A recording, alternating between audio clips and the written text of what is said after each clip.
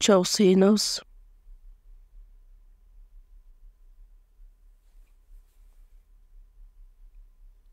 Bizdi süygün, bizdin Құдай ата. Бүгін дағы бардығыз ушул саатта чогултуп, сизди даңктап, сиздин сөзүңүздү үйрөнгөнгө чакыргандыгыз үчүн ыраазыбыз. Бул саатта эки руктун жетеги менен чогуу болуп, бардыгыбыздын жүрөктөрүбүздү ачып, сиздин сөзүңүз ар бир жүрөктөрдөн орун алып, сөз аркылуу бардыгыбыз жашашыбыз үчүн акылмандуулукту, күч кубаттуу берүүңүздү суранабыз. Биздин жыйындар мындан ары дагы көп өсүп өркүндөшүнө жардам бериңиз. Чет мамлекетте кызмат өтөп жаткан бардык биздин бир туугандарга Кудай өзүңүз жардам берип, ушул саатта Гонконг шаарында сөз өтүп жаткан биздин пастор Ливанга дагы өзүңүз жардам берип, сөз угуп жаткан адамдардын бардыгы, жакшы кабарды таркаткан адамдардын бардыгы Кудай сиз менен чогуу болушуна өзүңүз жардам бериңиз. Бул жылды биз жыйынтыктай эле деп турабыз. Ар бир жүрөктөрдү өзүңүз койготуп, ой жүгүртүп, жаңы жылда жаңы ой, жаңы тилек менен сиздин сөзүңүз менен жашашыбыз үчүн жардам бериңиз. Бул саатта башынан баштап эки руктун жетеги менен чогуу болуп, бизге керектелүүчү сөз менен чогуу болуңуз. Биздин куткаруучу Иса Машаяктын исминен сыйындык. Аминь.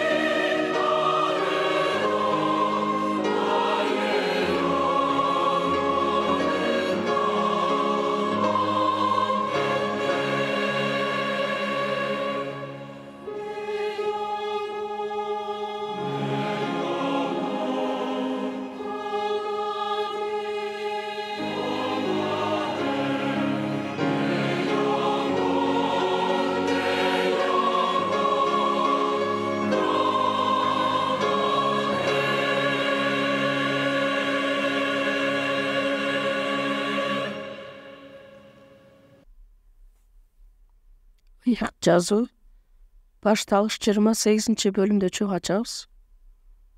Башталыш 28 бөлүм.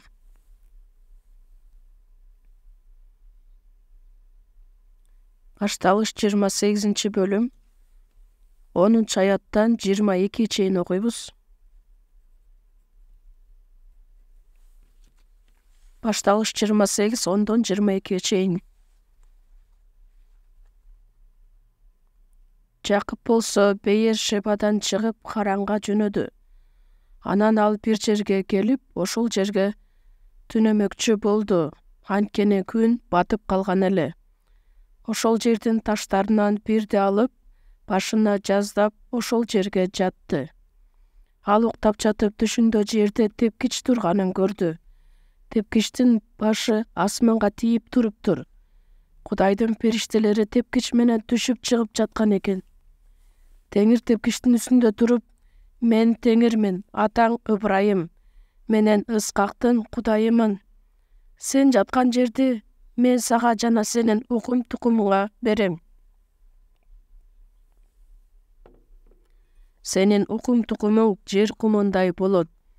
Деңиз тарапка, чыгышка, түндүккө, түштүккө тарайсың.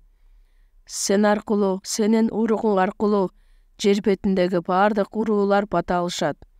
Эми мен сени мененмин. Сен кайда барбагын, баардык жерде сени сактаймын.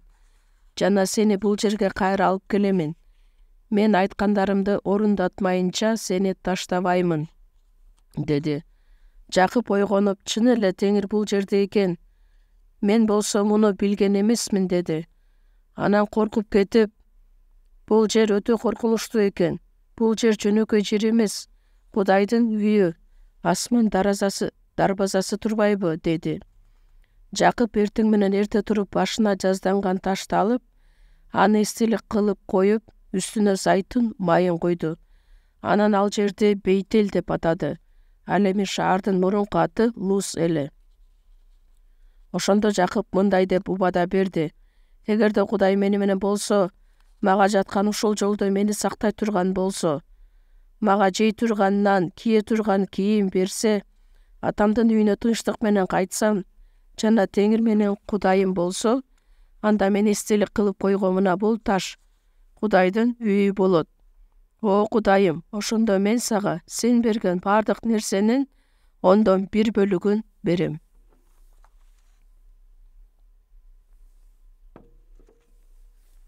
Жыйырма экинчи аятты кайрадан чогуу окуйбуз.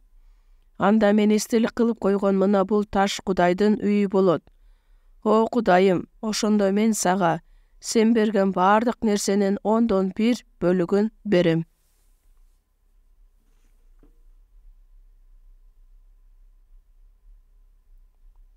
Пастор Ли Йоан Гонконгту семинар өткөрүп жаткан учуру, ошондуктан пастордун ордуна мен чыктым бүгүн.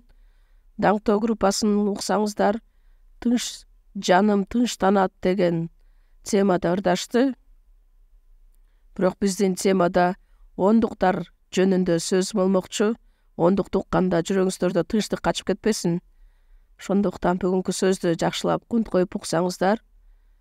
Жакып эмне үчүн мындай убада берген, ошонун маанисин түшүнө аласыздар. Бизге дагы кандай тиешеси бар?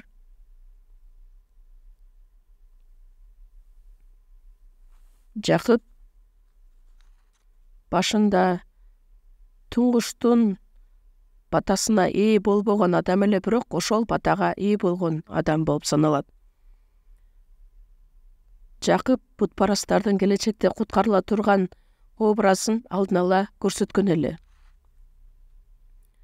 Римдиктер 9 бөлүмдөн 11 аятка чейин Израиль менен бутпарастардын ортосундагы айырмачылыкты айтат. Башында Ыскактын баласы катары улуу баласына берилиши керек эле, бирок Жакып ошол баталарга ээ болот. Израиль элине бүт баталар убадаланган эле, бирок Эйсап өзүнүн туңгуштугун бир тамакка сатып жиберген сыяктуудай эле Израиль эли Ыйсадан баш тартат. Анан батага ээ боло турган Израиль эли ала албайт дагы, анын бардыгы путпараска өтүп кетет. Исап бул Израилди түшүндүрөт, жүйүттөрдү билдирет. Ал эми Жакып бутпарастарды көрсөтөт. Анткени биз деле эч нерсе кылбастан Кудайдын ырайымына ээ болгон адамдар экенибизди түшүндүргөн. Жакып чынында бутпарастардын куткарылышы жөнүндө, анан биз дагы куткарылууга ээ болгонубузга түздөн түз байланышы бар деп айтсак болот. Жакыптын убадасы Кудайдын үйү жана ондук деген темада бүгүн сөз үйрөнмөкчүбүз. Биринчиден башталыш 25-бөлүмдү чогуу ачабыз. 27-аят. Башталыш 25-бөлүм 27-аят.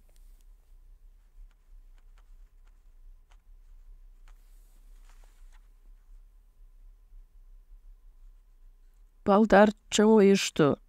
Исап мыкты аңчылык кылган талаа адамы болду. Ал эми Жакып чатырда жашаган момун адам болду.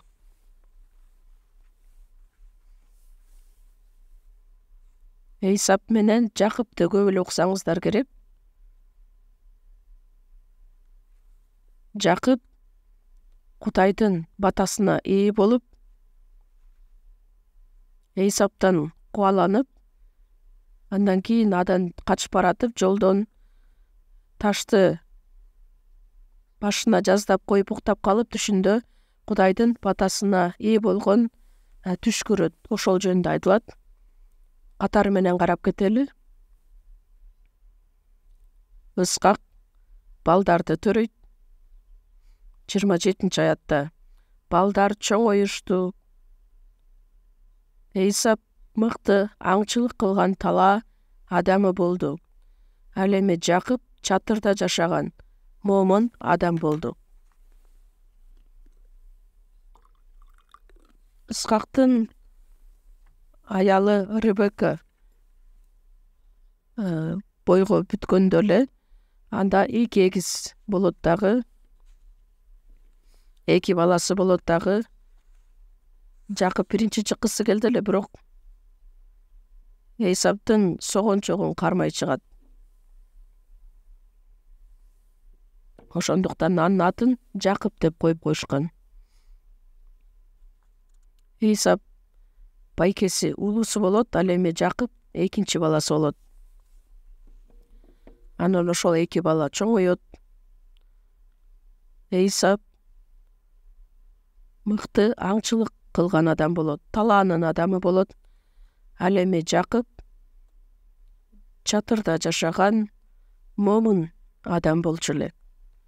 Момун деп жоош, же болбосо жөнөкөй, эч бир коркунучу жок адам деген мааниге ээ эле. Исап эркек, азамат адам эле. Шунчалык аңчылыкка жөндөмдүүлүгү бар адам эле.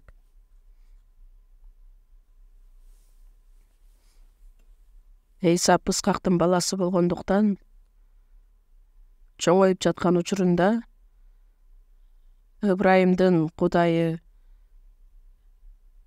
Ыскактын Кудайы деген нерселерди көп жолу угуп келген эле. Кичинекей кезинен баштап эле Кудай жөнүндөгү сөздөрдү көп уккан, көп ой жүгүрткөн. Анан тун уулу болуу бул канчалык жоопкерчилик экендигин дагы түшүнүп келген. Бирок убакыттын өтүшү менен ал чоңойгондо көчөгө чыгат. Жаныбарларды кармап алек болот. Талаага көп чыгып, аңчылык менен көбүрөөк алектенген эле. Ошондуктан талаа адамы болду деп айтат. Исап сыртта көбүрөөк убакыт өткөргөндү жакшы көргөн. Ал эми адан айырмаланып, Жакып чатырда жашаган момун адам болот. Атасы эмне деп айтса ошонун баардыгын жакшылап угуп, ой жүгүртүп, ишеними дагы бир аз өсө баштаган. Адам жаратылгандан баштап эле жаны, денеси жана руху менен жаратылган. Бизде денебиз гана эмес, биздин ичибизде рух да бар. Рух, жан жана дене болгондуктан, биздин денебиз болгондуктан, биз көбүрөөк сырткы жашоого умтулушубуз мүмкүнбүз. Анан рухубуз бар болгондуктан, Кудайга умтулушубуз мүмкүн. Көптөгөн адамдар денедеги жашоо баардыгы деп ойлошот, бирок адамга денеден дагы маанилүү бул анын рух. Бул дүйнө гана эмес, түбөлүк кийинки жашоо бейиш күтүп тургандыгын адамдар ойлонушпайт.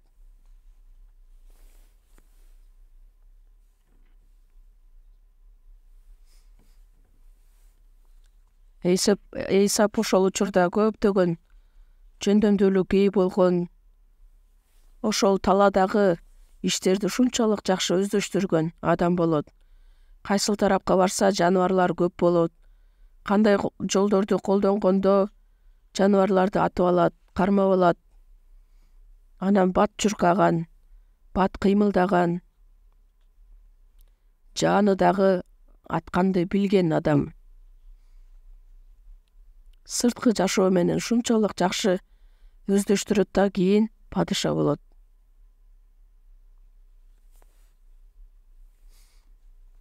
Сырткы жашоого гана өтө маани берген адам катары жашайт.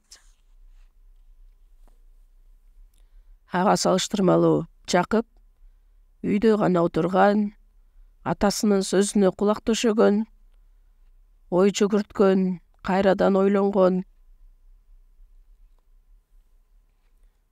Кудай канчалык улуу Кудай экендигин дагы көп изилдеп билген болот. Кудайга болгон каалоосу, умтулуусу, анан Кудайдын батасына ыраазы болуп жашоо керек экендигин үйрөнө алат. Кийин эки буртуган жолугат дагы алардын ыраазы болуу айырмачылыгы дагы байкап көрсөк болот. Башталыш 33-бөлүм 9-аят.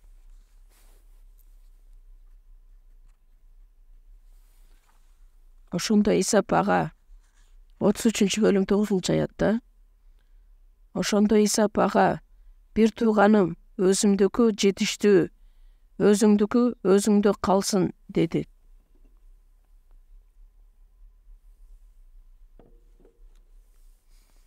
Исап айтат: анын көптөгөн малдары, байлык болгондуктан Жакыпка берет. Жакып айтат: бир тууганым, өзүмдүкү жетиштүү, өзүңдүкү өзүңдө калсын. Анткени Эдомдун падышасы болгондуктан Исапта ушунчалык көп байлык, мал, мүлк болгон эле. Бирок Жакып айтат: өзүмдүкү жетиштүү. 10-аятты кайсы? 11-аят. Менин сага алып келген тартуумду кабыл ал, анткени Кудай мага берди, менде баары бар, деп Жакып аны көндүрдү. Исап кабыл алды.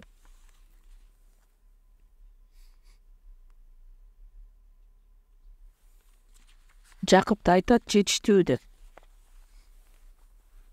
Анткени Кудай мага берди, менде баары бар. Кудай мага өз ырайымын тартуулады. Мен ушунчалык жетиштүү ырайымга ээ болдум.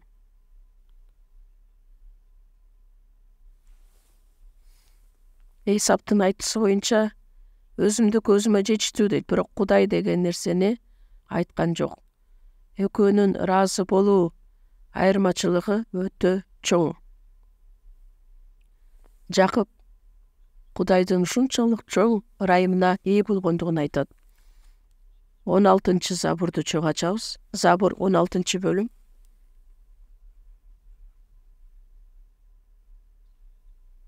14 аят. 16 Забур 14 аят. Теңир мени бул адамдардан, бул дүйнөдө гана үлүшү бар, курсагын сенин казыналарыңдан тойгузуп жүргөн, бул дүйнөнүн адамдарынан өз колуң менен куткара көр. Алардын уулдары ток, артканын өз балдарына калтырышат.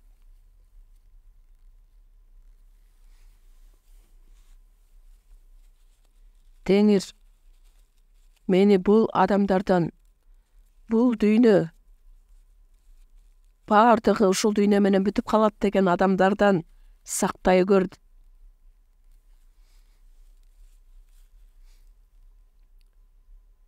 Өздөрүнүн курсагын сенин казыналарыңдан тойгузуп жүргөн, бул дүйнөнүн адамдарынан мени куткара көр.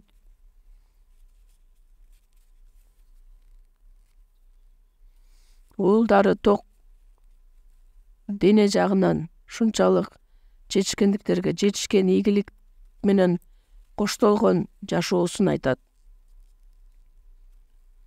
Балдарын кыйнабай эле деп, болгон нерсесин өз балдарына, уулдарына калтырышат. 15 аятта: Ал эми мен адилдигим менен жүзүңдү карайм. Ойгонгондо сенин бейнеңди көрүп көзүм тоет.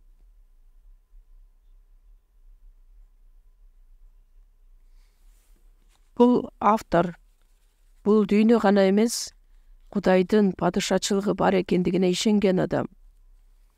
Ошондуктан мен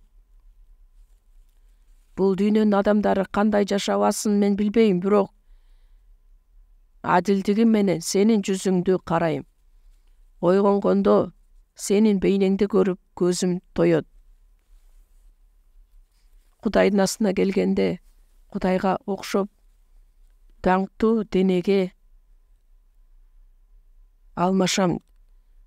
Ошол ыраазы болот. Жакып дагы жоош, момун адам элек. Азыр бул дүйнөгө көз чаптырсак, Эйсапка окшогон адамдардын саны күндөн күнгө көбөйүп бара жатат. Жада калса, руханий жашоо менен жашап жатабыз дейт, бирок Эйсапка окшогон адамдар дагы аз эмес. Эйсап талаанын адамы болду. Шончалык күч аракети менен, аңчылык менен алек болот. Бүт аракетин, бүт убактысын ошого жумшайт. Ошодон тамак жасап жейт, ошол кызыктырган. Биздин заманды карасаңыздар. Адамдарга тамак аш болсо болду. Оюн зоок, кийим, саякат, маданият, цивилизация, ошолордун бардыгын азыр шунчалык өнүктүрүп жатышат. Көптөгөн адамдардын көзү бул дүйнөнү көздөй карайт. Кийимдерлердин, моданын түрү канча, билесиздерби? Цивилизация эң эле жогорку деңгээлге жеткен учуру. Оюн зоок, арак, ичимчилик.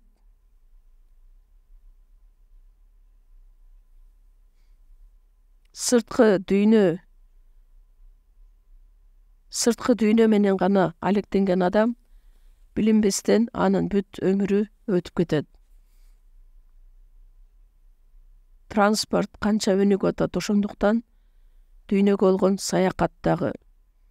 Кээ бир адамдар саякатташ үчүн гана жашаган адамдар дагы өтө көп. Саякатка чыгыш үчүн бүт убактысын жумшайт. Көзүнө көргөн нерселер менен гана алектенет. Жакшылап карап көрө турган болсок, бул дагы Эйсапка окшогон адам, тигил деле Эйсапка окшогон, жыйынга келген адам деле Эйсапка окшогон. Телевизордагы программаларды карасаңыздар, сериалдар, кинолор. Өлүмдөн кийин Кудайдын астына келгенде, эмне кылып келдиң десе, пультту басып отуруп келдим дейт. Же болбосо дүйнөнү саякаттап келдим деп айтасыздарбы? Ал Эйсаптын бизге көрсөткөн жашоосу.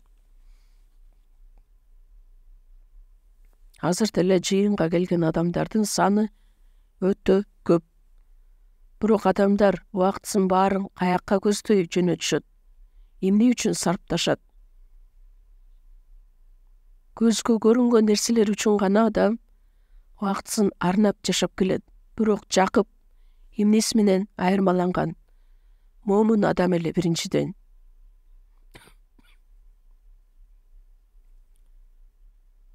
Атасы сөз айтканда Ыскак кандай даанышман адам эле.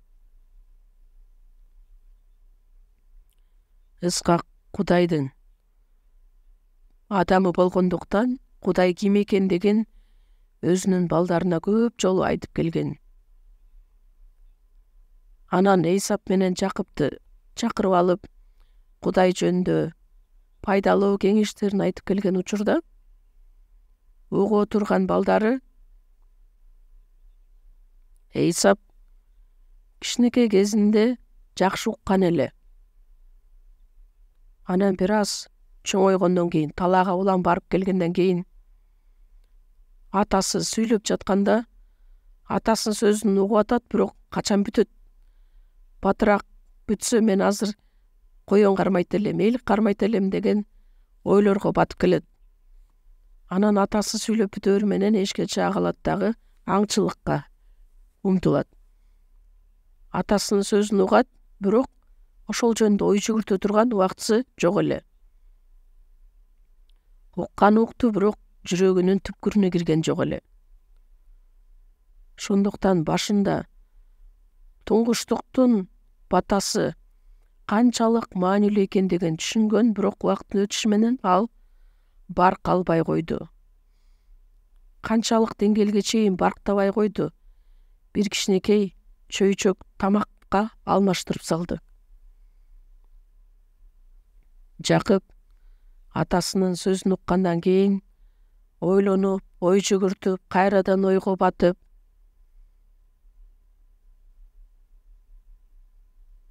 терең ой жүгүртүп, Кудай жөнүндө көп таанып биле баштаган. Эми жашоосунун бардыгынын кожоюну Кудай өзү экендигин түшүнө баштайт. Эгерде мен батыраак төрөлгөн болсом, анда мен ошол тоң уулу болуп, туңгучтуктун батасына ээ болот элем деп, бирок батага ээ болбогондугу үчүн ушунчалык жүрөгү менен кайгырат эле. Эмне үчүн мындай ой пайда болду? Анткени ал атасынан уккан сөзгө ой жүгүртүп баштаган. Биз бул жылды жыйынтыкта отуруп, азыр карап көрсөңүздөр, бир жылдын ичинде канчадаган сөздөрдү уктук. Сөздү угуп эле тим болдукпу же ар бир уккан сөзүбүз үчүн маани бердикпи? Ой жүгүрттүкпү? Же болбосо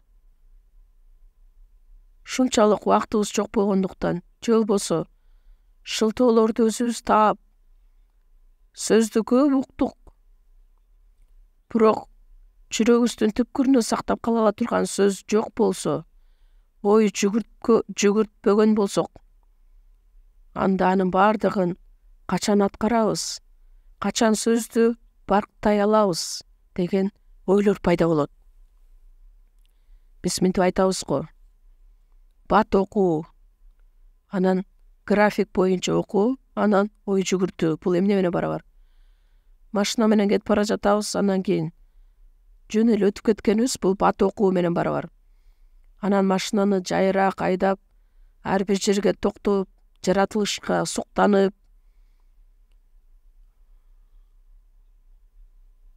ошол жаратылышты көрүп, ал график боюнча окуу. Андан кийин ой жүгүртүшүбүз керекпиз. Ыйык жазууну деле мен канча окушум керек деп эле бат эле окуп коюп эле кетип калбастан, андан маанилүүсү бир бөлүм болобу, бир аят болобу, ошого көбүрөөк көңүл буруп, ой жүгүртүп, Жакыпка окшоп, улам ойлоп ой жүгүртүп, биздин жүрөгүбүздүн ичинде сактала тургандай кылышыбыз керекпиз. Бир жылда 52 жума бар. Ошол 52 жумада 52 сөз уксак, анда ар бир уккан сөздү жүрөгүбүздүн түпкүрүнө сактап койгон болсок, жылдын аягында бизде эмне ой пайда болот? Кудайым, мага да бир кызмат тапшырып берсеңиз, мен бүт күч аракетим менен ошол нерсени аткарам. Кудай мени дагы колдон, мен дагы кызмат өтөгүм келет. Эгерде биз ошол нерсени каалаган болсок, куткарыла турган адамдарды Кудай бизге дагы көп жиберген болот. Ошондуктан момун адам. Аян китеби 16 бөлүмдө айтылат, курбакага окшогон 3 таза эмес рух бар деп. Курбакалардын өзгөчөлүгү эмнеде? Таза эмес рух деп айтылат. Бул шайтан жөнүндө айтылат. Ыйык рух иштейт, ал эми шайтан аралаштырат, бөлүп, жарып. Бутубуз эки жакка кете тургандай кылып. Ыйык рух адамдарды тынчтандырып, ал эми шайтан дайыма башаламан кылат.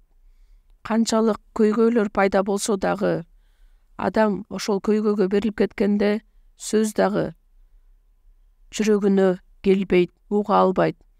Ал эми ыйык рухтун жетеги менен биздин жүрөктөрүбүз тынчтанган болсо, акырын акыбалда кала турган болсо, Кудайдын сөзүнө биз кулак төшөй алабыз. Анткени ошол көйгөйдөн дагы бийик турган бул биздин Кудай го.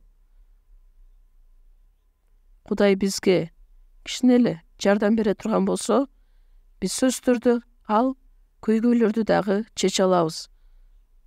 Ал үчүн бизге ал ишеним да керектелет. Жакып момун жоош адам элек.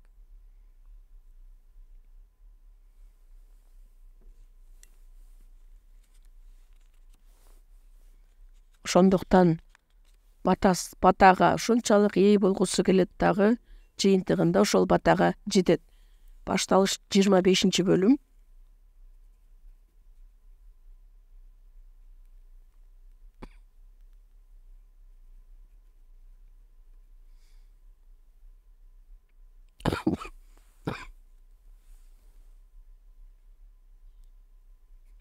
Жыйырма 9 аят.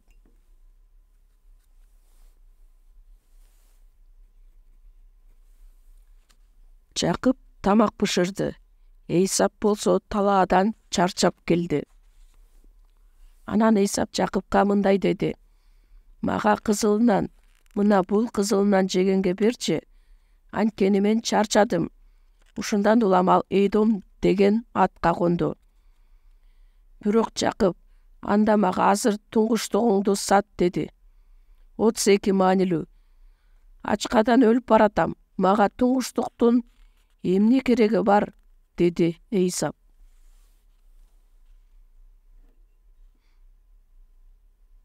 Талаадан аңчылык кылып бүткөндөн кийин азыр бир нерсе жебесе өлүп кала тургандай сезилет. Анан үйгө келсе, Жакып ушунчалык даамдуу тамак бышырып жаткан болот. Анан мага жегенге берчи.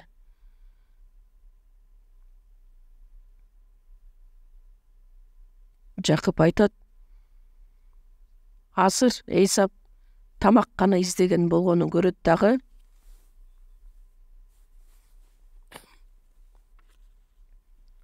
Ачкадан өлүп баратам. Мага туңгуштуктун эмне кереги бар дейт. Канчалык кыйналса дагы бул туңгуштукту ал сатпашы керек эле. Биз бир нерсеге макул боло турган нерселер бар. Макул болбой турган нерселер бар. Билесиздерби, бул туңгуштуктун батасы түбөлүк өмүр менен түздөн түз байланышы бар. Мен өлүп бара жатам. Мага туңгуштуктун эмне кереги бар дейт. Жакып айтат: анда мага ант бер. Ошондо Эйсап Жакыпка ант берип, ага өзүнүн туңгуштугун сатты. Ошондон кийин Жакып Эйсапка наң коюп, жасмыктан жасалган тамак берди. Ал жеп ичип ордунан туруп кетти.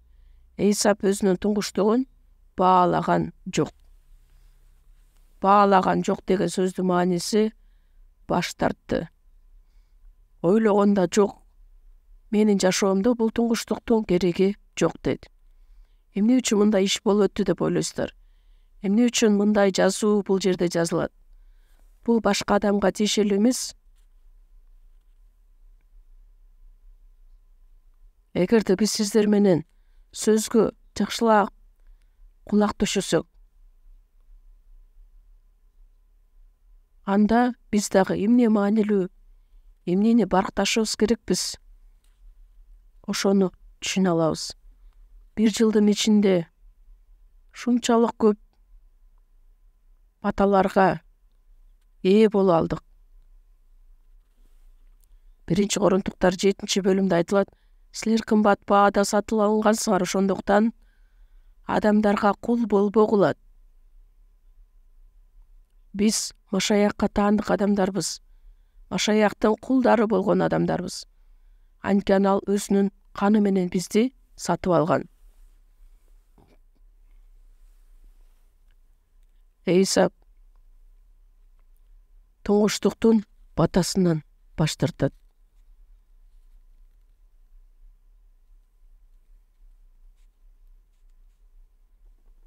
Өзүнүн туңгуштугун сатып жиберет. Карап көрсөк, бул өтө эле өкүнүчтүү нерсе. 1-Падышалар китеби 9-бөлүмдө чогуу ачабыз. 1-Падышалар китеби 9-бөлүм.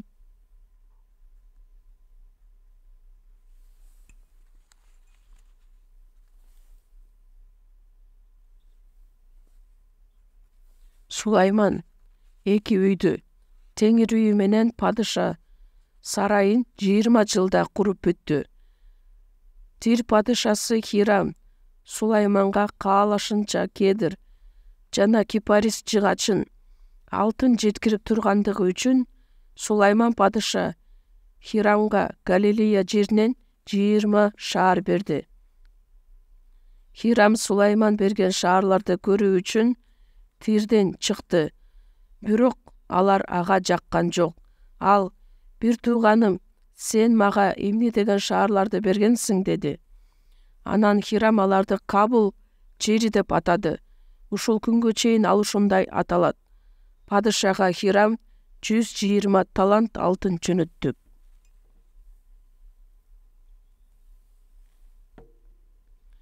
Тир падышасы Хирам Сулайман теңирдин үйү жана падыша сарайын тургузуп жатканда ушунчалык активдүү жардам берген.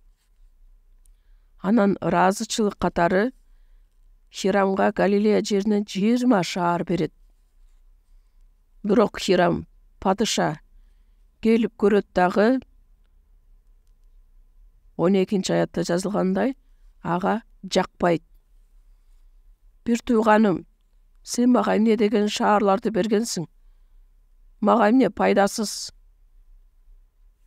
шаарларды берип койгонсуң деп атын Кабул деп атап коет. Кабул дегенде мааниси көрксүз, маанисиз дегенди билдирет.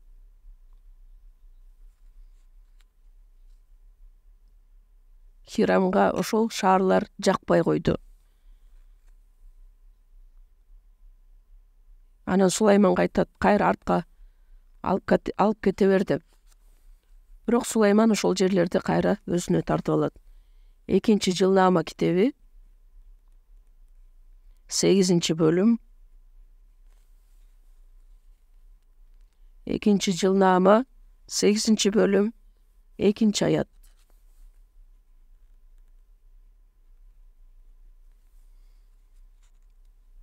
8-бөлүм 2-аят. Анан ал Хирам берген шаарларды кайрадан куруп, ал шаарларга Израиль уулдарын отурукташтырды. Хирам 20 шаарды алган эле, бирок жактырбай коет. Пайдасыз, көрксүз дейт дагы Сулайманга кайтарып берип коет. Кайсы жерлер эле? Галилея жериндеги 20 шаар. Ыйса кайсыл жерге келди эле? Ушул Галилея жерине келет. Галилея шаарына келген Назареттик Ыйса. Ышая 9-бөлүмдө да айтсак, Галилея жергесинде өзүнүн ишин аткарат. Ошол Галилея жери канчалык маанилүү эле, бирок Хирам падыша көрөт дагы барктабай коет. Берсе жөн эле алып койсо болот эле го, эмне кайтарып берип койду. Хирам падыша тарыхты билген болсо, анда эң биринчи ошол 20 шаарга ээ болгонго аракет кылат эле. Анткени эң эле маанилүү шаар жөнөкөй киши эмес, Сулайман өзү берип жаткан шаар эле. Кабул деп атап коет. Пайдасыз, бир тууганым, сен өзүң ала бер, мага кереги жок.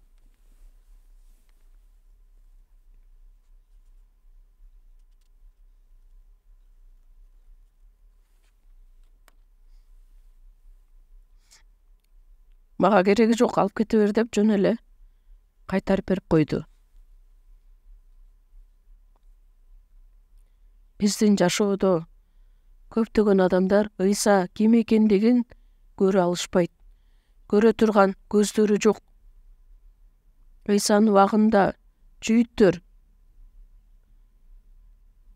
Ыйсанын баасын канчага баалап коюшту эле. Жүйүт Искариот Ыйсаны сатып жаткан учурда канчага сатасың десе, 30 күмүшкө. 30 күмүш ошол убактагы бир кулдун баасы эле. Ыйсаны бир кулдун баасына гана баалашкан. Эмне үчүн? Анткени Ыйсанын ким экендигин чынында таанып билбегендиги үчүн. Эң эле маанилүү Ыйса Машаяктан баш тартышкан.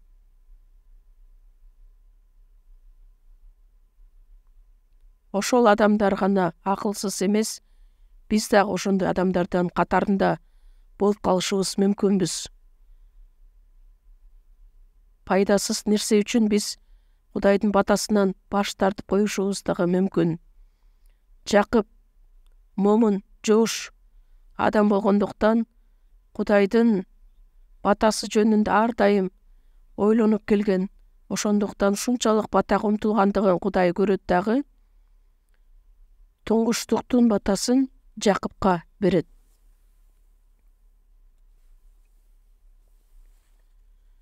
Анан туңгуштуктун батасын Жакыпка берилгендиктен Эйсап аны жек көрөт дагы өлтүрөм деп баштайт. Башталыш 27-бөлүм.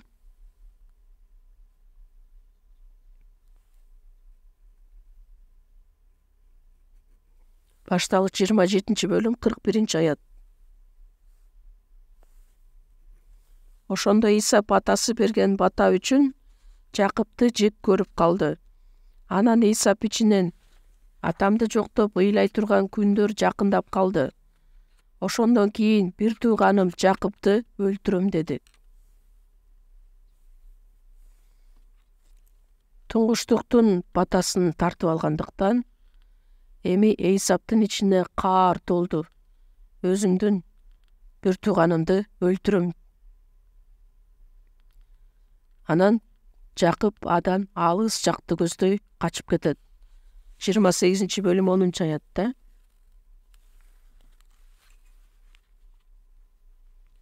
Жакып болсо Бейер Шебадан чыгып Харанга жөнөдү.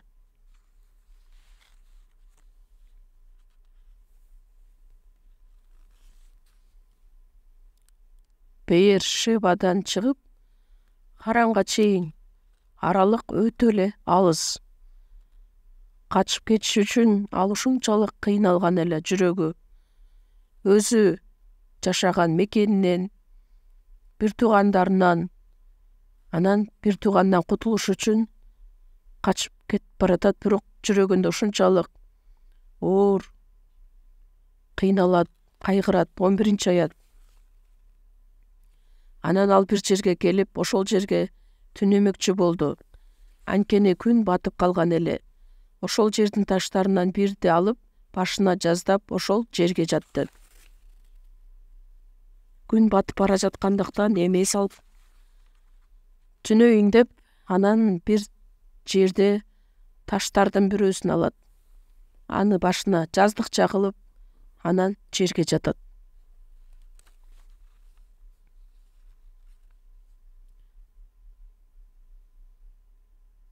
Бир аздан кийин үйрөнөбүз, бул жөнөкөй таш эмес. Таштардын бирин алат дагы башына жаздап жатат. Муну таш деп элестетели, башына коюп уктайт. Ойгонгондон кийин ушул ташты алат дагы өйдө тургузат. Анан таштын үстүнө зайтун майын куят. Анан айтат, ушул таш Кудайдын үйү болуп тургузулат деп. Эмне үчүн таш жатып турду эле аны тургузат. Анан таштын үстүнө майды куят. Анан Кудайдын үйү болот деп айтат. Бул жерде өтө маанилүү мазмун жазылат. Бул ташты Ыйса деп элестетели. Таштын жатканы бул Ыйсанын өлүмүн билдирет. Ыйса өлүп кайрадан тирилген эле. Анан ошол таш майланган таш. Ошол таш аркылуу Кудайдын үйү курулат. Анткени ошол жыйындын, имараттын негизги ташы Ыйса Машаяк болот.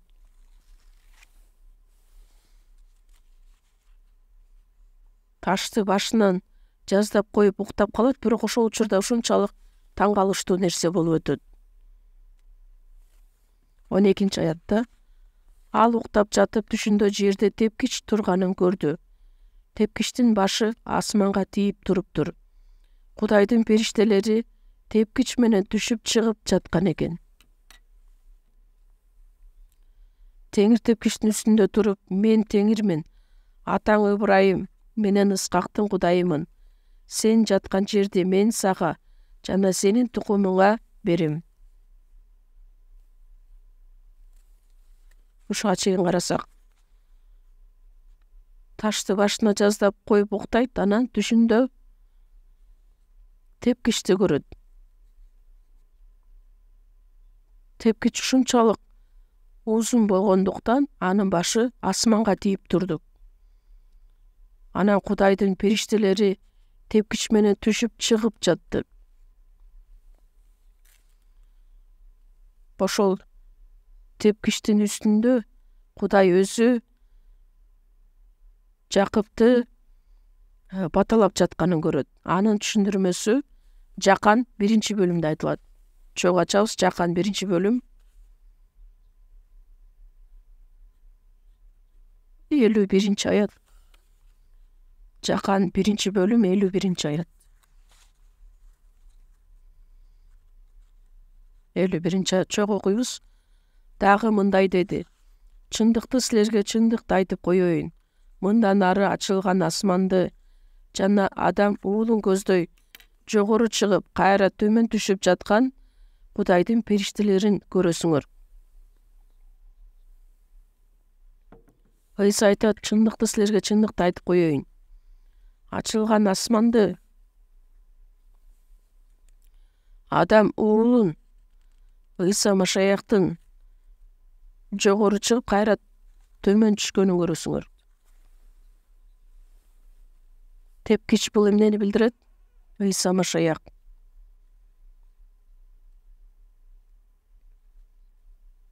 Тепкич.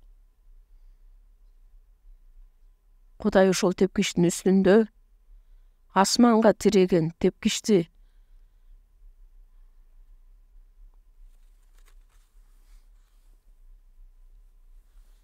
Жакыптын ысымынын аты атасын да алдаган, бир тууганын да алдаган. Кул, бирок ошого карабастан эмне үчүн батага ээ болот? Батага татыктуу болгондугу үчүн эмес, теңир тепкичтин үстүндө туруп Жакыпты баталайт. Бизде деле батага ээ боло турган эч кандай укугубуз жок эле. Ал эми бул жердеги тепкич бул Ыйса Машаякты билдирет. Тепкич деген эмне? Эч бир байланышы жок эки нерсени бири-бирине байланыштырат, бириктирет. Ошол өзгөчөлүк болуп саналат. Тепкич менен чыкканда басып өтөбүз, көтөрүлөбүзбү же көтөрүп өтөбүзбү? Басып чыгабыз го тепкич менен өйдө. Ыйса Машаяктын образы да ушундай. Ыйса биздин тепкичибиз болду. Анткени ошол тепкичтин асманга жетип турду, тийип турду. Адам баласы Кудайдын астына бара албаган адам эле. Кудай менен адамдын ортосундагы байланыш өтө узак, өтө узун эле. Анткени күнөөкөр болуп төрөлгөн адам кандайча Кудайдын астына келе алмак эле. Анан эки нерсени байланыштырыш үчүн Ыйса тепкич катары бизге роль ойнош үчүн келди. Илгерки убакта топ менен ойноп атканда тооң асман жакка учуп кетсе, тепкичти көтөрүп келесиң дагы анан ошону крышанын үстүнөн топту ала алчу элес. Адам өзү Кудай ыканасына бара албайт. Анан Кудай менен адамды байланыштыра турган бул ким? Ыйса Машаяк. Кудай бирөө, Кудай менен адамдардын ортосунда арачы да бирөө. Ал Ыйса Машаяк. Тепкич сыяктуу ортодогу ролду ойнойт. Анткени биздин арачыбыз болду. 1 Тиметей чогуу ачабыз. Тиметейге жазылган 1 кат, 2 бөлүм,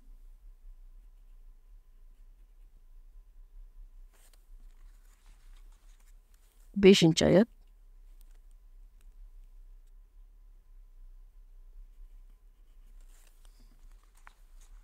Анткени Кудай бирөө. Кудай менен адамдардын ортосундагы арачы да бирөө. Ал адам болуп келген Машаяк Ыйса. Кудай бирөө. Кудай менен адамдардын ортосундагы арачы да бирөө. Жакып бир эле тепкичти көрдүк. Эки тепкич эмес, бирөөнү көрдүк.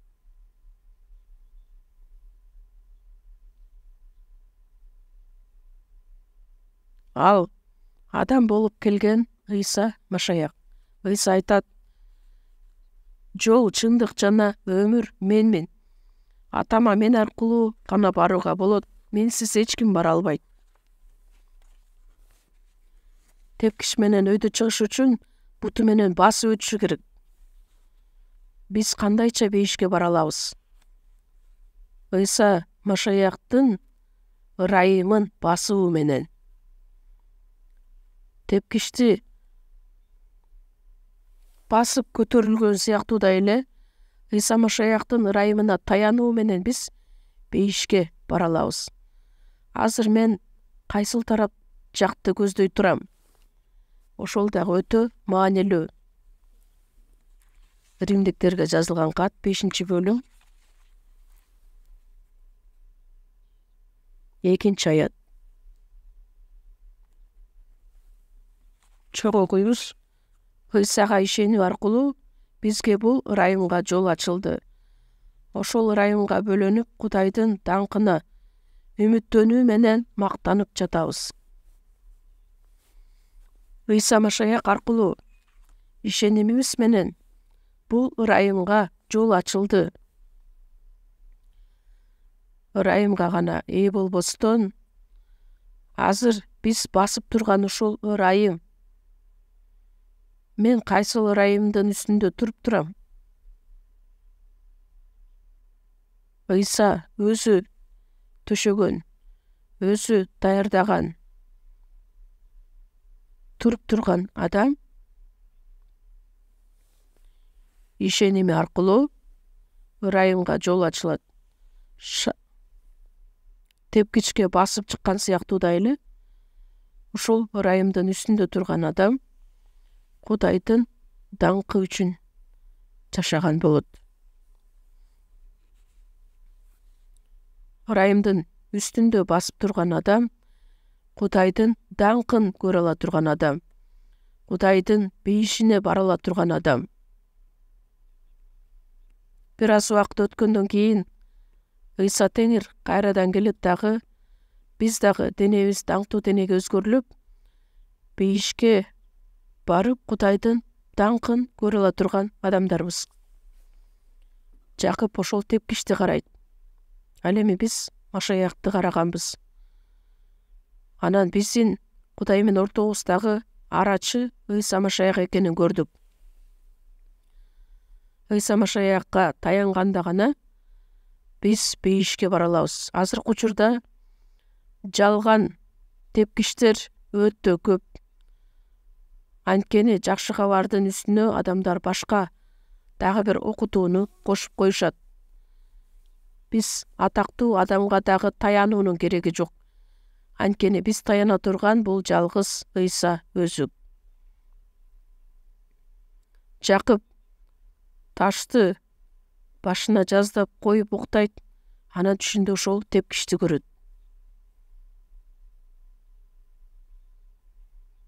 Тепкичтин үстүндө Кудай баталап жатканы эмнени билдирет? Кайрадан чогуу ачабыз. Башталыш 28-бөлүм.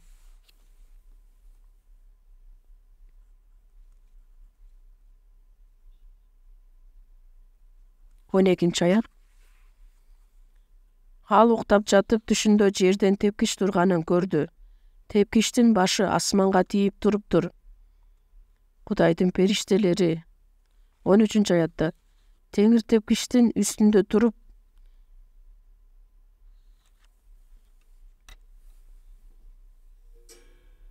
тепкичтин башы асманга тийип турат. Ошол тепкичтин үстүндө Кудай айтат: Мен Теңирмен, атаң Ыбрайым менен Ыскактын Кудайымын. Сен жаткан жерде мен сага жана сенин укум-тукумуңа берем, деп баталайт. Батасын берет.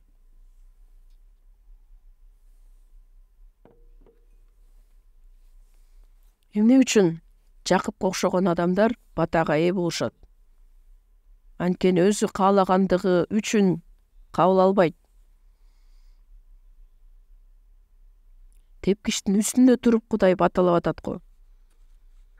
Биз батага ээ боло турган укугубуз жок эле, бирок кандайча батага ээ болдук?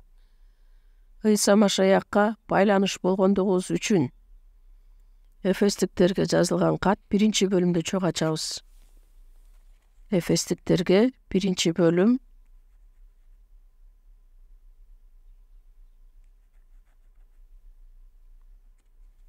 3 аят. Эфестиктер 1-бөлүм 3 аят. Бизге Машаяк аркылуу асмандагы ар кандай рухий баталарды берген Теңирибиз Ыйса Машаяктын Кудайы жана Атасы макталсын.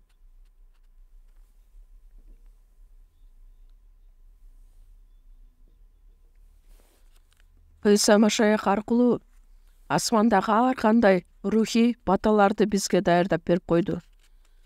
Ошондуктан Машаяктын ичинде болгон адам баардык ошол батага ээ боло алат.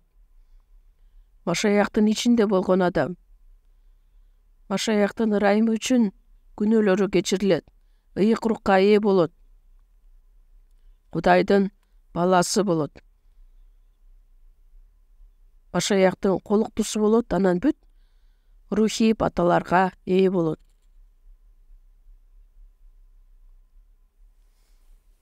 Жакып дагы бүт баталарга ээ болот. Кандай батага ээ болду, чоң карайлы.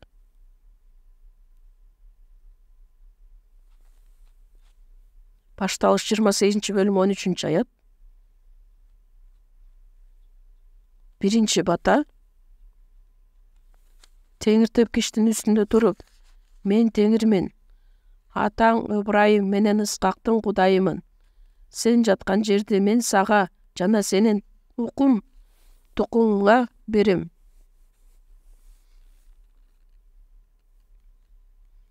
Биринчи жерге байланыш болгон батасы.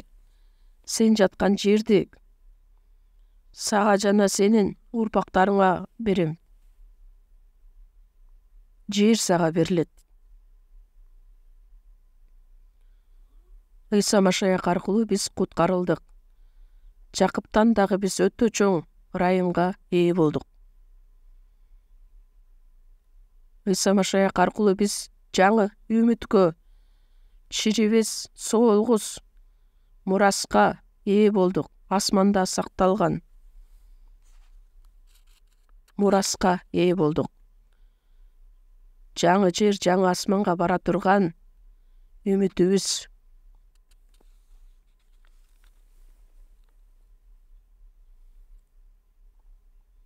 15-ci Забурда айтылат: Мага жакшы өлүш тийди, мурасым өзүмө жагат.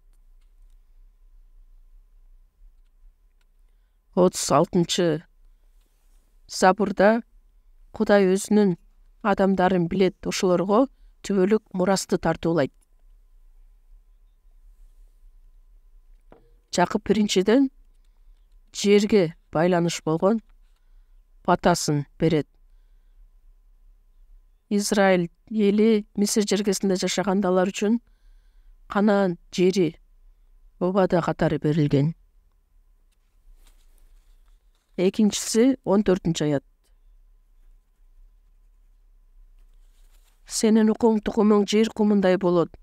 Деңиз тарапка, чыгышка, түндүккө, түштүккө тарайсың. Сен аркылуу, сенин уругуң аркылуу жер бетиндеги баардык уруулар бата алышат. Бүт элдер сен аркылуу бата алышат. Ошол баталардын себепкери сен болосуң. Сен аркылуу жер бетиндеги баардык элдер, уруулар бата алышат.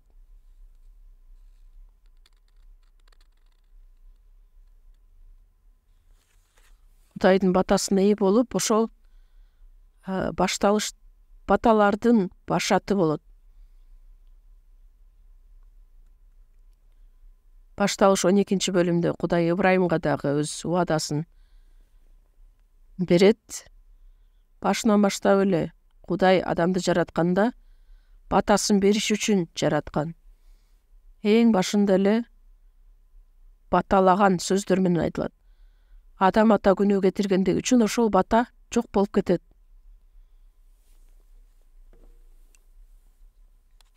Биринчи Тимотей 6-бөлүмдө айтылат: батанын өзү Кудай өзү. Ошол бата Кудай бул дүйнөгө келген Ыйса Машаяк. Ыйса бул дүйнөгө келгенде бата бүт дүйнөдө жүргөн. Ыйсага жакын келген адамдын баардыгы батага ээ болушкан. Алыстаган адамдар батадан баш тарткан болот. Жакып: сен аркылуу бүт элдер бата алышат. Жакып өзүнүн жашоосунда кайсыл жака барбасын, дайыма ал аркылуу бата кошо жүргөн. Жакыпка жакындаган адам батага ээ болгон, алыстаган адам батадан калып калган. Бир эле Жакып эмес, биз куткарылган адамдар дагы батага ээ болгон адамдарбыз. Кудай өзү бата. Эми ошо Кудайдын руху, ыйык рух биздин ичибизде жашайт го. Бул жерде баталуу адамдар өтө көп отурушат.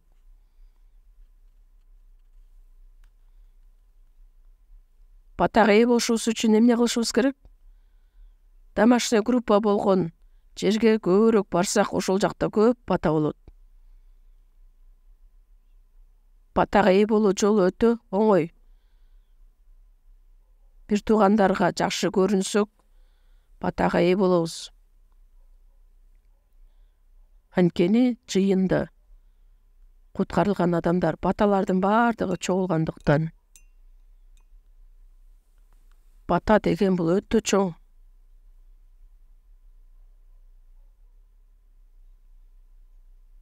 Кудайдын берген батасы.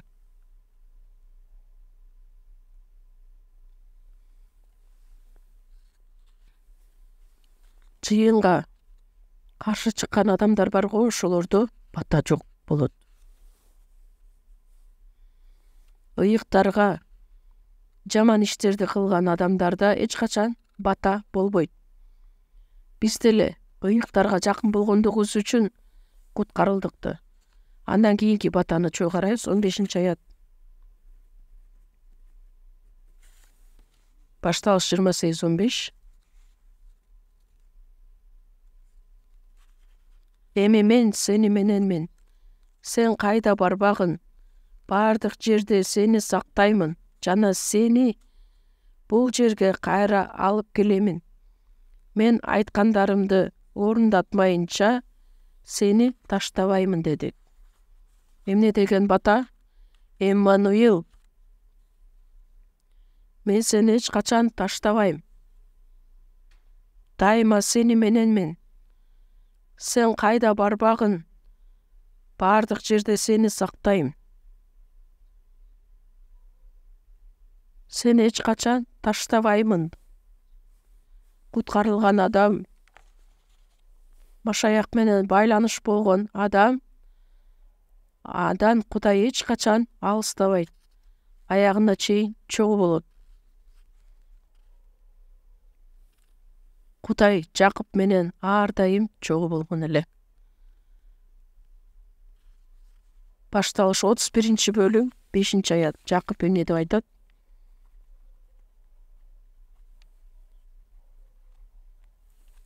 Бөлүм 5-аятта. Жакып аларга: мен атаңардын мурдагыдай карабай калганын көрүп турам. Бирок атамдын Кудайы мени менен болду.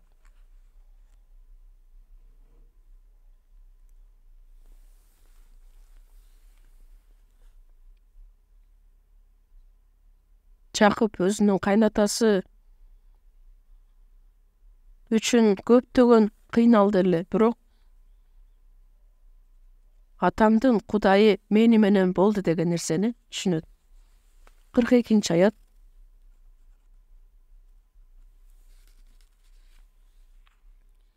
Эгерде атам Ыбрайымдын Кудайы жана Ыскактын коркунучу мени менен болбогондо, сен мени азыр да эч нерсе бербей, куру кол кое бермексиң. Кудай менин кайгымды жана маңдай тер таман акымды көрүп кечээ менин таламымды талашты. Жакып айтат: Кудай дайыма мени менен чогуу болгон. 15-аят. 28-бөлүм 15-аят. 15-аятта: эми мен сени мененмин. Сен кайда барбагын, бардык жерде сени сактаймын. Сактаймын деп айткандай эле, чынында сактаган. Жана сени бул жерге кайра алып келемин.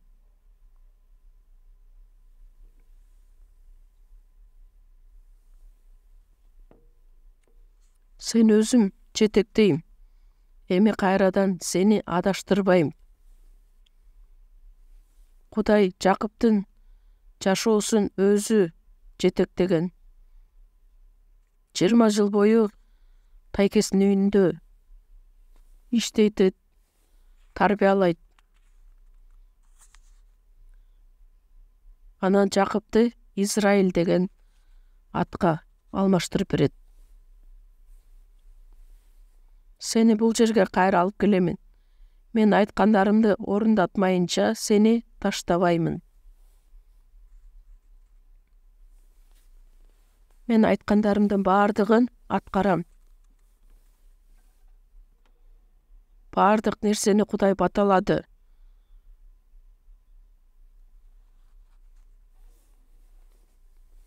Ошолордун бардыгы аткарылмайынча сени таштабайм.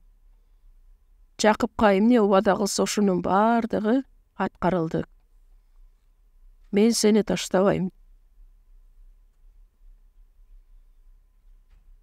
Ушул убаданы Жакып уккан эле. Бизге дагы берилген бата.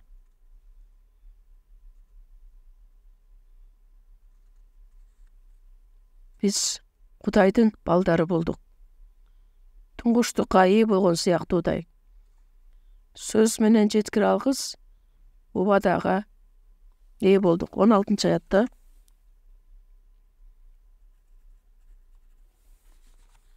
Жакып ойгонуп, чын эле Теңир бул жерде экен. Мен болсо буну билген эмесмин деди. Анан коркуп кетип, бул жер өтө коркунучтуу экен. Бул жер жөнөкөй жер эмес, Кудайдын үйү. Асман дарбазасы турбайбы? 18-ти жок окуйбуз.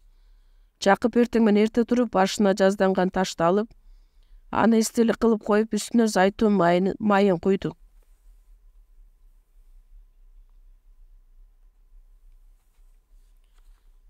Өзү жазданган ташты алат.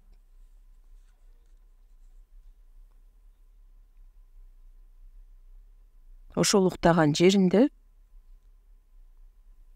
тепкичти көрөт. Бул жөнөкөй таш эмес. Кудайды тажрыйба катары көрө ала турган таш болду. Биз каяктан Кудайды көрө алабыз?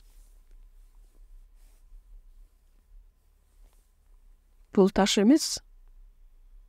Ошол ташты башына жаздан уктайт го. Ошондо тепкичти көрөт. Анан ошол ташты алып мындай тургузат. Бул бизге өтө жакшы сабак берет. Ушул таш Кудайдын үйү болот. Ташты Ыйса деп элестетели. Биз каяктан Кудайдын чыныгы ырайымына ээ боло алабыз?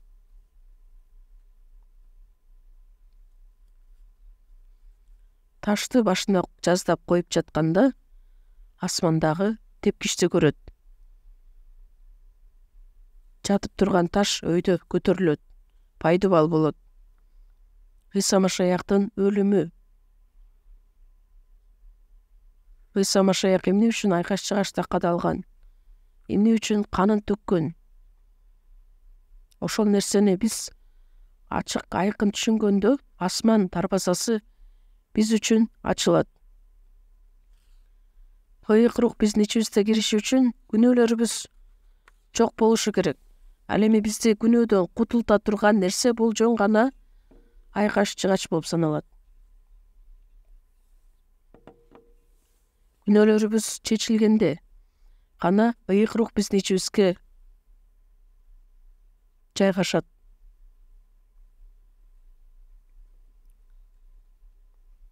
Эртең менен эрте туруп, башына жазданган ташты алып, аны эстелик кылып коет. Эстелик кылып коюп коет өйдө. Жаткан ташты өйдө тургузат. Ташты Ыйса деп элестете турган болсо, канда ал Ыйса өлүп, кана тирилген. Ошол таштын үстүнө зайтун майын куят. Майланган таш болот. Ыйса бул дүйнөгө келгенде Назареттик Ыйсага Кудай аны майлаган ыйык рух менен. Ышая китебинде дагы, Лука китебинде да айтылат. Лука жазган жакшы кабар 4-бөлүмдү чогуу ачабыз.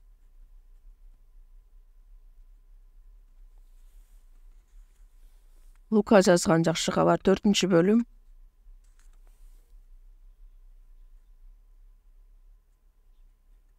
16 аят.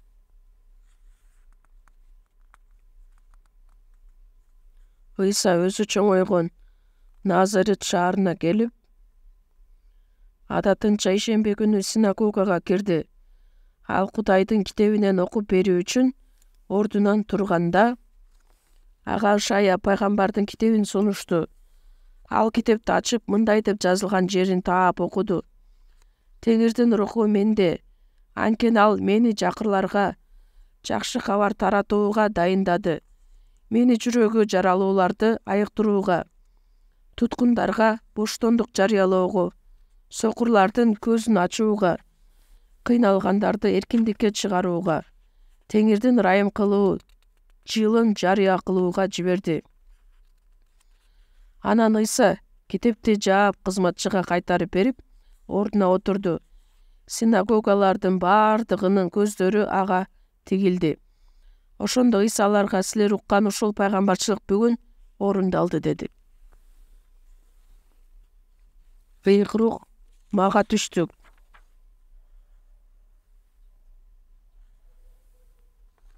Теңирдин руху менде болду. 3,5 жыл бою өзүнүн ишин аткарат дагы, өлүп кайрадан тирилет. Анан убадаланган ыйык рух келгенге чейин күткүлөт. Элчилердин иштери 1-бөлүмдө. Ыйык рух түшкөндөн кийин күч аласыңар, бүт дүйнө жүзүндө менин күбөлөрүм болосуңар. Жакып ошол таштын үстүнө зайтун майын куят. Ыйса өлүп кайра тирилгенден кийин 50-күнү ыйык рухту жиберген. Куткарылган адам ыйык рухту кабыл алды деген сөз эмне? Ал дагы майланды.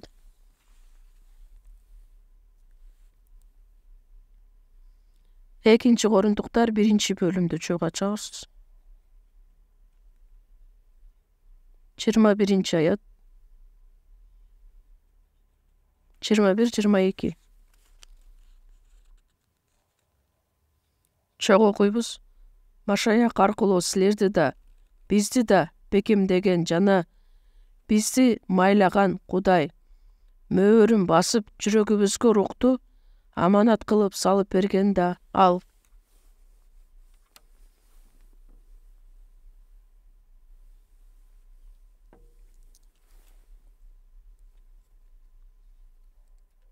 Мөөрүн басып, жүрөгүбүзгө рухту аманат кылып салып берген ал.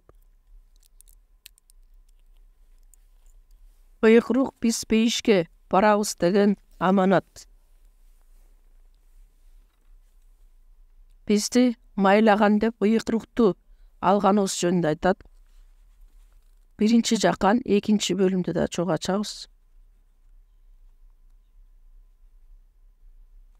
1-Жакан 2-бөлүм 20 аят.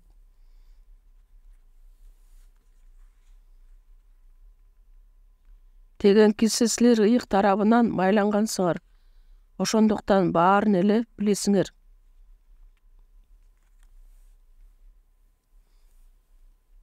Ыйык тарабынан майлангансыңар. Ыйса Машаякка ишенген учурда ыйык рухка ээ болгонбуз. Ыйык рухка ээ болгон адам баардык нерсени биле алат. Ошондуктан Кудайдыкын көп тааный биле баштайт. Куткарылган адамдардын ичинде жашайт. 2-бөлүм 27 аят.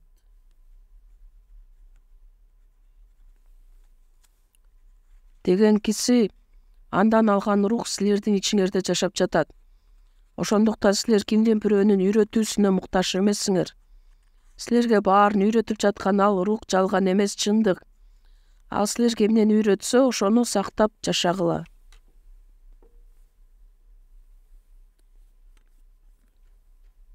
Ыйса өзү майланган. Ыйса өлүп кайра тирилгенден кийин ыйык рухту жиберип, куткарылган адамдар дагы ыйык рух менен майланат деп айткан. Эми ошол ыйык рух биздин ичибизде иштейт дагы баардык нерсени бизге ачып берет. Башталгыч 28-ти кайра ачабыз. Жакып эмне деп айткан?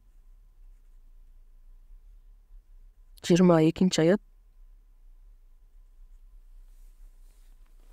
Анда мен эстелик кылып койгон мына бул таш Кудайдын үйү болот.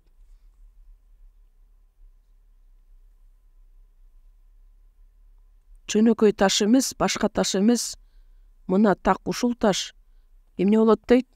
Кудайдын үйү болот. Ушул таш Кудайдын үйү болот.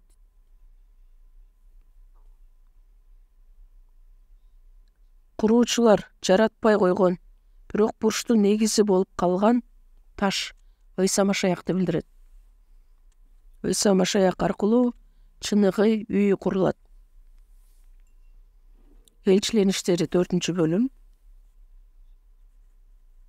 11-аят.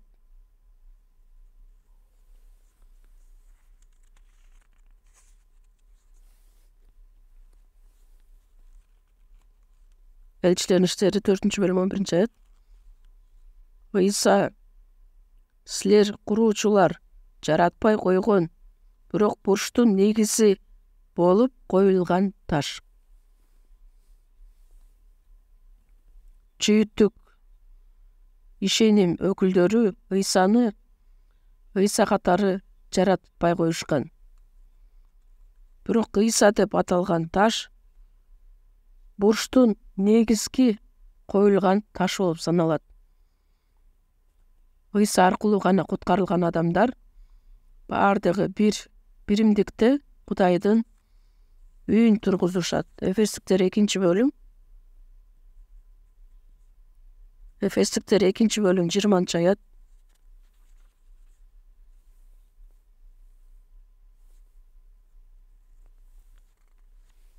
Силер элчилер менен пайгамбарлардын пайдубалынын үстүнө курулгандарсыңар.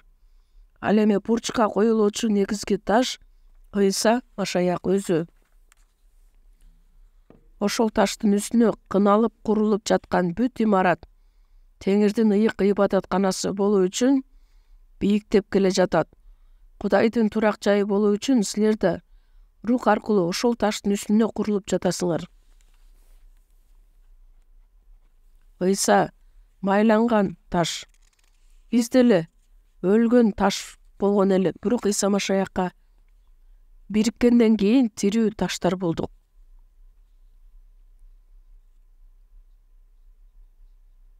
Ошол таштын үстүнө курулуп жатасыңар. Ошол таштын үстүндө жыйынды тургузам дейт Кудай. Жанакы биз айтып кеткен тепкич Ыйса Машаякты билдирет. Ыйса Машаяк аркылуу гана Кудайдын үйү курулат. Жыйын бул Кудайдын үйү деп аталат. 1 Тимотей 3-бөлүм 15-аят.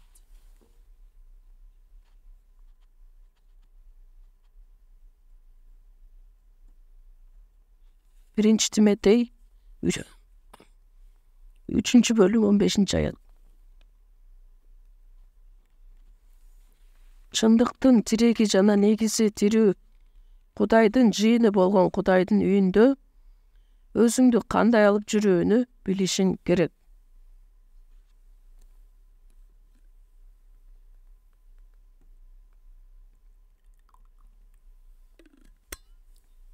Ишенимдин сыры улуу экендиги шексиз. Кудай адам болуп келди. Анын адил экендиги рух аркылуу далилденди. Ал периштелерге көрүндү. Элдер арасында жар салынды.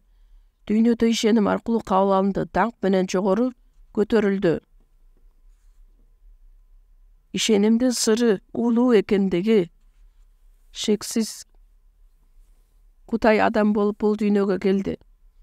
Айкаш-чыгачта кадалып өлүп, кайрадан тирилди, асманга көтөрүлдү, дүйнөгө таралды. Жыйындын башчысы ошондой эле негизги таш.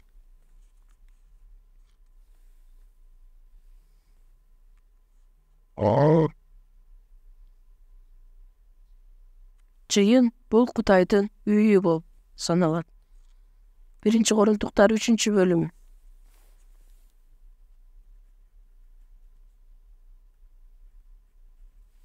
9-аят.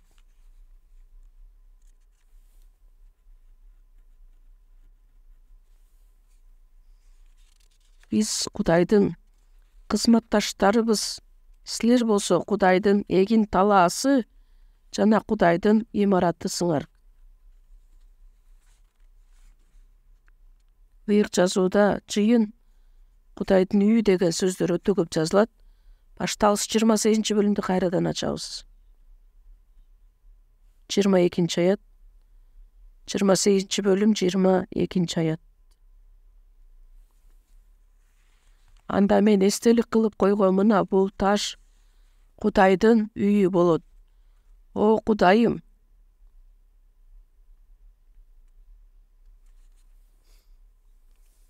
ушул таш жатып турган ташты өйдө көтөрдү, эстелик кылып койду. Үстүнө зайтун майын койду. Ушул таш Кудайдын үйү болот деген пайгамбарчылык айтылган.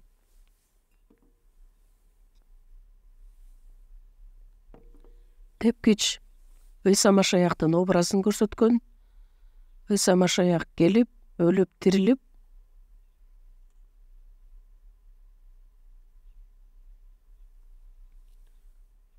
ыйык рух менен майланып, Кудайдын иштерин бул дүйнөдө аткарып, 50-күнү ыйык рухту жиберип, Ыйса Машаяк аркылуу Кудайдын үйү тургузулган. Жакып айтат, эстелик кылып койгон мына бул таш Кудайдын үйү болот. О Кудайым, ошондо мен сага сен берген баардык нерсенин 1/10 берем. Сөзсүз түрдө Кудайдан алган нерсенин 1/10 берем деген чечими бар эле. Эмне үчүн мындай чечим чыгарат? Анткени батага ээ болууга мүмкүн эмес болгон Жакып туңгуштуктун батасын алат. Дарбаза ачылат. Асмандын дарбазасы ачылат. Кудайдын түбөлүк батасына ээ болду. Кудай аны менен дайыма чогуу, сени эч качан таштабайм, сени менен чогуу болом деген сөздөрдүн баардыгын уккан. Жакып, мына мен тургузган ушул таш Кудайдын үйү болот. Анан 1/10 сөз түрдө Кудай үчүн берем деген чечими бар элек. Бул мыйзам убагына чейинкиби же мыйзамдан кийинки ондукпу? Мыйзам убактысына чейин эле ондук бар эле. Ондук алып келүү бул мыйзам эмес.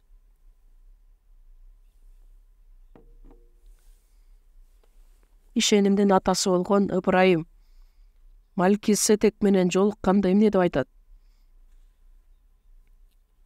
Кудай согушта жеңишке жеткиргендиги үчүн ондукту Малкиседекке берет.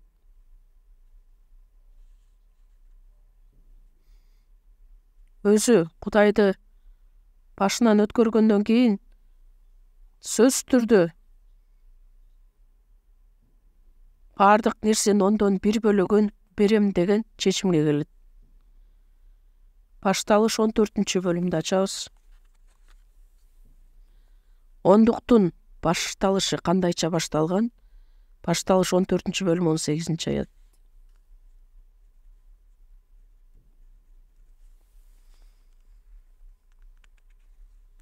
Ошондо Шалем падышасы Малкиседек нан менен шарап көтөрүп чыкты. Ал бардыгынан жогору турган Кудайдын ыйык кызмат кылуучусу эле.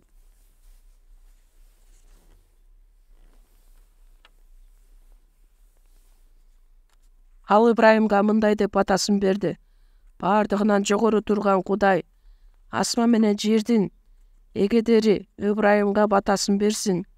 Душмандарыңарды колуңарга салып берген бардыгынан жогору турган Кудайга алкыш. Ошондо Ибрайым ага бардык мал мүлкүнүн 1/10 берди.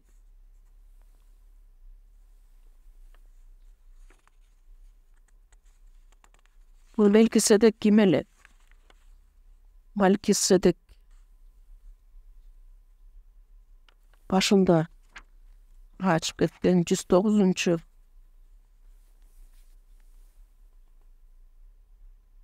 Малкиседек жөнүндө башталыш китепте жазылат, андан кийин Забур китебинде да айтылат. 109 Забур 1-аят.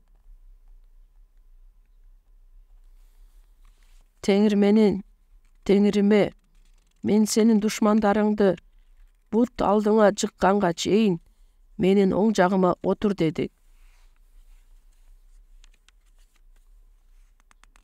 Иса Машаяк өлүп кайра тирилгенден кийин Кудайдын оң жагына отургандыгы жөнүндө айтылат.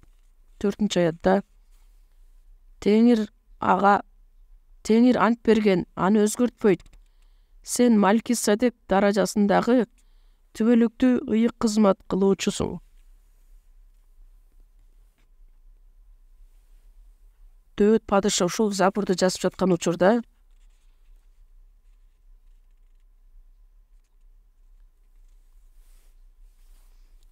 ыйык кызмат кылуучу бар эле, бирок эмне үчүн Малкиседек даражасындагы түбөлүктүү ыйык кызмат кылуучусу деп айтат.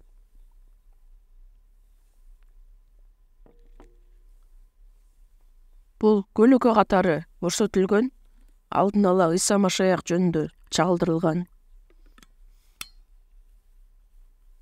Чын эле курмандык да, чын эле ыйык кызмат кылуучу дагы Иса Машаяк деп түшүндүрөт.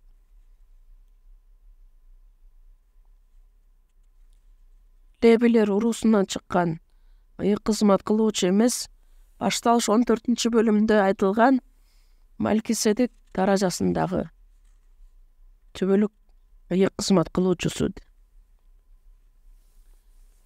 Еврейлерге жазылган кат 7-бөлүмдө дагы айтылат, түшүндүрмөсү. Ошону чоң карай кетели. 1-аят. 7-бөлүм 1-аят.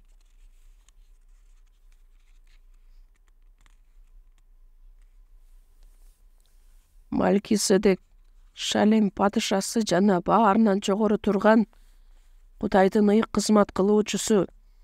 Ал падышаларды жеңип кайтып келе жаткан Ибрайымды тосуп чыгып, ага батасын берген. Ошондо Ибрайым ага колунда болгон бардык нерсесинен 1/10 берген. Малкиседек ысымынын мааниси адилдик падышасы болсо, Шалем падышасы тынчтыктын падышасы дегенди билдирет. Малкиседектин ата-энеси, ата-теги, өмүр таржымалы жөнүндө эч нерсе айтылган эмес. Ар дайым түбөлүккө ыйык кызмат кылуучу болуп кала берет. Ким ыйык кызмат кылуучу?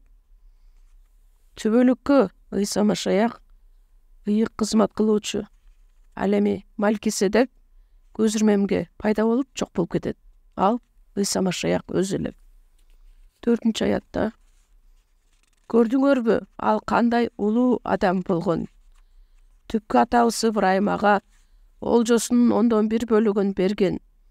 Лебинин тукумунан чыккан ыйык кызмат кылуучулар Кудайдын осуяты боюнча элден, башкача айтканда өз бир туугандарынан, алар да Ибрайымдын тараганына карабастан ондук алышкан.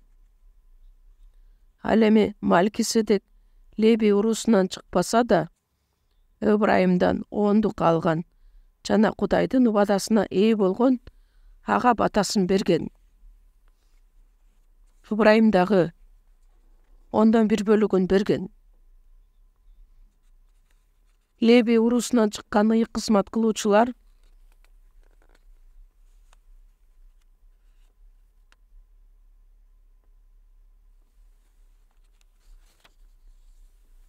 чыныгы ыйык кызмат кылуучу ким эле? 17.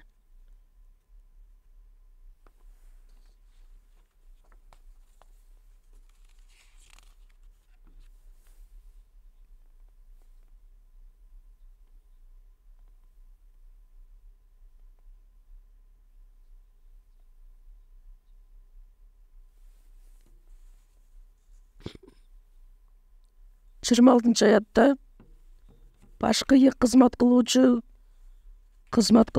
ыйык жамандыктан алыс, кемчиликсиз күнөөкөрлөрдөн бөлүнгөн, асмандан да жогору көтөрүлгөн башкы ыйык кызмат кылуучу болуш керек. Ал мурунку башкы ыйык кызмат кылуучуларга окшоп, адегенде өзүнүн андан кийин элдин күнөөлөрү үчүн Кудайга күн сайын курмандык алып келүүгө муктаж эмес. Анткени ал муну өзүнө өзү курмандык алып келүү менен бир жолу жана бирөөтө эле кылды.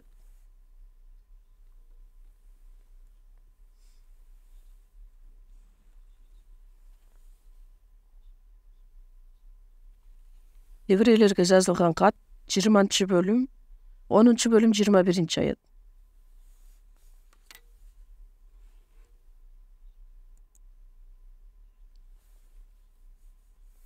Ыйса Машаяк өлүп кайрадан тирилип, ыйык кызмат кылуучу катары түбөлүккө жашайт. Ошондуктан ондуктарды алып келүү бул мыйзамга жатпайт.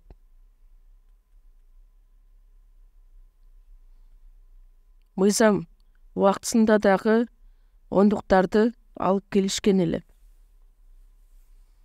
Матай жазган жакшы кабар 23-бөлүмдү да чогуу ачабыз.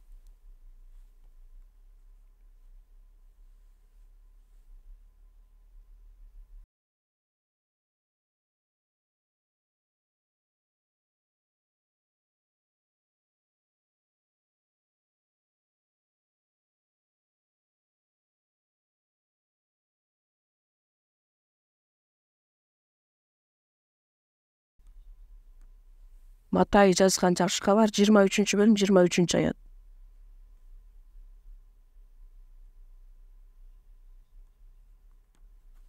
Мыйзам окутуучулар жана фарисейлер силерге кайгы, эки жүздүүлөр, силер жалбыздан, анистен жана зиреден ондук бергениңер менен мыйзамдагы эң негизги нерселерди, акыйкаттыкты, ырайымдуулукту жана ишенимди таштап койдуңар. Тигини да кылыш керек, бирок муну калтырбаш керек эле.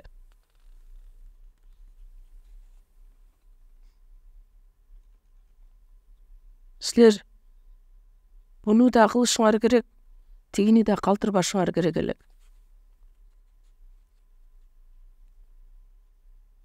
Ондуктарды ар дайым алып келгиле деп Ыйса айтат. Бир адам мынтип айтат: ондукту алып келүүбүз, биз өзүбүздү кыйнап алып келүүбүздүн кереги жок. Ыйык жазууда да ошентип айтылат дейт. Ушундай аяттарды кандайча жакшы билип алышат, мен билбейм. 2-Коринтуктар 9-бөлүм. 2-Коринтуктар 9-бөлүм 7-аят.